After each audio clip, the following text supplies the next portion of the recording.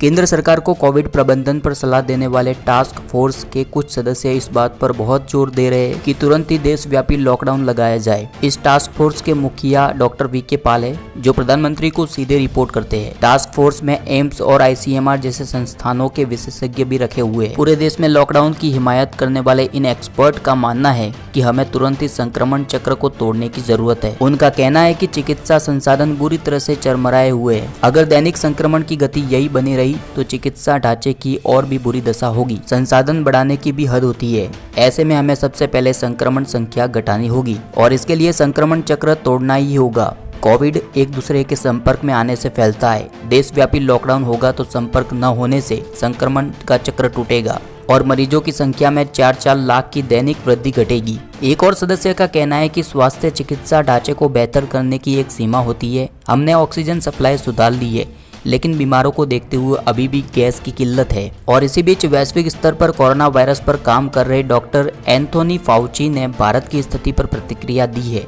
उन्होंने भी देश में वायरस को फैलने से रोकने के लिए कुछ हफ्तों के शटडाउन की सलाह दी है। डॉक्टर फाउची अमेरिकी राष्ट्रपति जो बाइडेन के प्रशासन के चिकित्सा सलाहकार है। भारत में कोविड रोकथाम के लिए डॉक्टर फाउची ने लॉकडाउन को जरूरी बताया है। उनका कहना है कि अगर आप लॉकडाउन को कुछ हफ्तों के लिए करेंगे तो इसका हालत पर काफी असर पड़ेगा। लेकिन यहाँ पर 20 अप्रैल को दिया गया प्रधानमंत्री का बयान उल्लेखनीय है। उन्होंने कहा था कि लॉकडाउन को टालने की हर चंद कोशिश की जाए और इसे तभी लगाया जाए जब कोई दूसरा रास्ता न बचा हो।